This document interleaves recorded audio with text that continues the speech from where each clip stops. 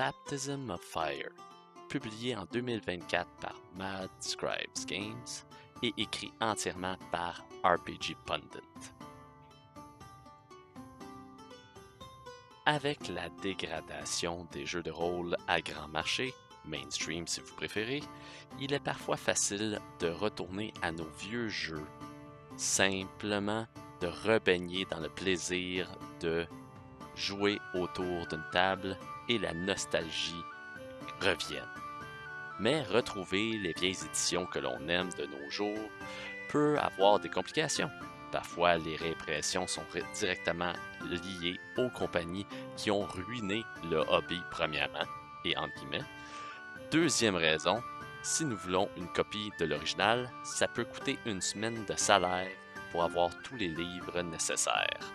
Voilà pourquoi il existe le marché du OSR. Old School Revival, Renaissance, est un terme décrivant les nouveaux jeux de rôle où leurs mécaniques sont basées sur des éditions antérieures des jeux populaires. Et nul autre que le RPG Pundit est le mieux placé pour vous donner un produit dont la base est incrustée dans les mécaniques des jeux les mieux designés d'il y a 20 ans et à 50 ans, mais aussi pour vous donner quelque chose qui est frais, apportant du nouveau qui pimente le jeu. Ceci dit, je vous présente Baptism of Fire, un jeu avec un style tel que vous n'avez jamais joué auparavant, mais avec la simplicité des produits OSR. Avec 375 pages, ceci est un jeu de rôle complet. La base du jeu est la Pologne des années 1000. Le christianisme est en train de se propager dans le secteur et l'aventure, la gloire, la guerre et la politique étaient présents dans tous les aspects du quotidien. D'où vient pourquoi l'aspect fantastique, c'est-à-dire médiéval et roleplay, prend de l'ampleur ici. Il y a quelque chose pour tous les styles de joueurs qui aiment les intrigues, la recherche, l'exploration, les batailles de petites et de grandes envergures. Ce jeu est une continuité fluide des règles et mécaniques de Lion & Dragon, un autre excellent produit signé RPG Pundit, publié par Tome Publishing. Les classes de personnages que vos joueurs peuvent choisir ont tous des propriétés différentes, évidemment, des uns des autres, mais ils sont tous liés par de véritables emplois du territoire de la Pologne de ce temps. 9 classes en tout. Certains très familiers, tels les guerriers et les voleurs. D'autres, tels les Skomroski, je pense que je dis comme il faut, c'est des itinérants / musiciens. Ont seulement quelques traces qu'on l'on connaît. Ce sont de véritables titres et backgrounds qui agrémentent l'aspect authentique du jeu. Très solide et assez bien balancé en tout et partout. Les 6 caractéristiques traditionnelles pour le personnage joueur sont présentes. Force, dextérité, constitution, intelligence, sagesse et charisme. Si vous voulez passer une épreuve ou un obstacle qui doit avoir un lancer de dés, vous prenez le résultat du D20, ajoutez les bonus ou malus liés à la caractéristique appropriée, et si applicable, des bonus ou malus dus à des facteurs extérieurs comme des bénédictions ou malédictions. Si votre total est égal ou supérieur à la difficulté imposée par le maître du jeu, vous réussissez. Pour les combats, ça fonctionne également d'une façon similaire. D20 plus bonus ou malus de la caractéristique appropriée, plus bonus ou malus de l'arme ou d'un sort, et le nombre doit être égal ou supérieur à la classe d'armure, c'est-à-dire la valeur de défense de votre adversaire, pour lui infliger des dégâts. La magie, par contre, tel son cousin Lion Dragon, est complètement différent de ce que vous êtes habitué. Le réalisme est beaucoup plus présent parce que les sorts sont faits de façon que la manière que les gens apercevaient l'art de la magie dans ce temps. Je m'explique, c'est une mixture de recherche, méditation, d'alchimie et de préparation. Au lieu de simplement mémoriser un sort, votre personnage doit faire plusieurs préparatifs avant de pouvoir exécuter ou avoir recours au pouvoir astral. Différents groupes de magie comportent des pouvoirs variés. Imaginez les sorciers dans les romans de Conan. Ils obtenaient des pouvoirs faramineux en allant chercher le matériel nécessaire, choisir judicieusement l'endroit où faire l'incantation. Une fois les préparatifs terminés, pour le sort, le joueur doit prendre le résultat d'un lancer de D20, ajouter ou diminuer la valeur avec le bonus ou malus qu'il a droit et le résultat total doit égaliser ou dépasser la difficulté. Ce que j'apprécie, c'est quand le joueur réussit avec un 20 naturel, résultat 20 sur son D20 en fin de compte, ou quand il dépasse la difficulté de beaucoup. Celui-ci a des choses supplémentaires pour son sort, plus fort, plus de durée, etc. Et l'effet contraire, quand il obtient un 1 naturel, ça peut faire extrêmement mal au joueur et à son groupe.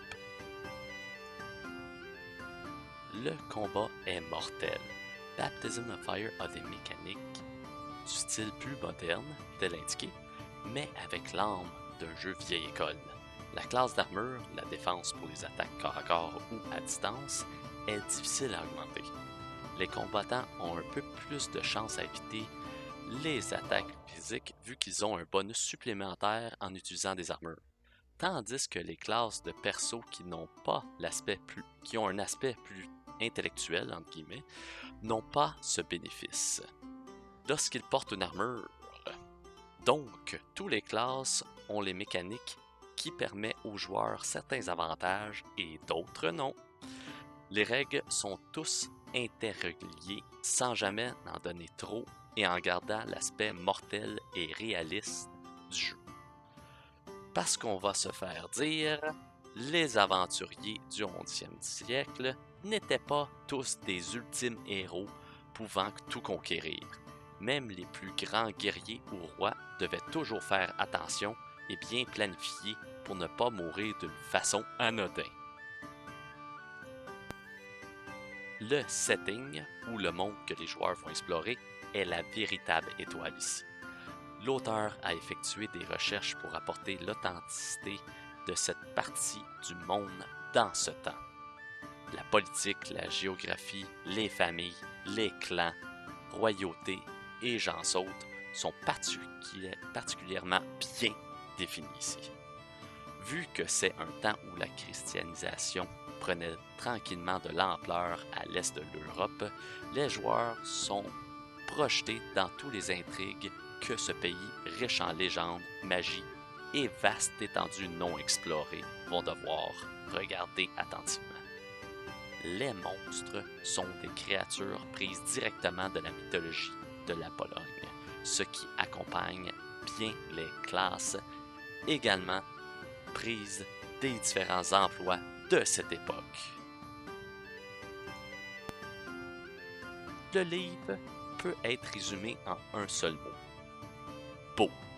Tout est beau. La présentation, l'écriture, l'emplacement de l'art, tout y est. En fait, discutons de l'éléphant dans la pièce.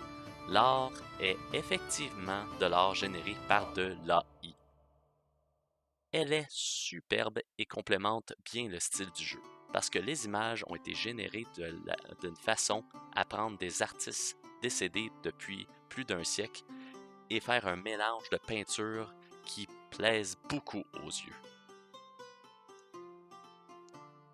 Maintenant, pour ceux qui ont un ego artistique soi-disant pur à 100%, là, laissez-moi vous dire quelque chose. Le plagiat qu'offre l'art provenant des logiciels de l'intelligence artificielle est du même style que vous voyez tous les jours depuis plus de 30 ans dans les commerciales, dans les films, les émissions de télévision et surtout dans les jeux vidéo. Croyez-moi, je le sais, avec plus de 30 ans d'expérience dans le divertissement. Donc pour ceux et celles qui sont offusqués par cet outil, je vous dis, regardez pas plus loin que votre divertissement préféré existant depuis plusieurs décennies, et vous allez en voir de toutes pièces. C'est seulement l'outil qui a évolué. Le plagiat reste la même chose. Donc, calmez-vous et laissez-vous emporter par l'art que le produit nous offre. Donc, l'art est superbe, la mise à page est agréable, l'écriture est grosse pour les pauvres vieux yeux tels que nous, les grognards, avons. Il manque un index par contre. Pour un jeu aussi volumineux, il est toujours bon d'avoir ceci sous la main pour trouver des infos plus rapidement. Par contre, le jeu est un jeu de rôle complet qui peut vous donner de nombreuses années d'aventure à vous et vos joueurs. Les tableaux des événements aléatoires sont des superbes outils qui rendent le monde vivant et interactif, ce qui fait évoluer les personnages joueurs d'une façon organique. Il y en a pour tous les goûts et pour presque toutes les situations. Le monde est ancré dans un véritable avec une petite touche de légende, des objets magiques et des trésors jusqu'au système monétaire. Baptism in Fire est un concurrent déjà pour le gagnant du jeu de rôle de l'année.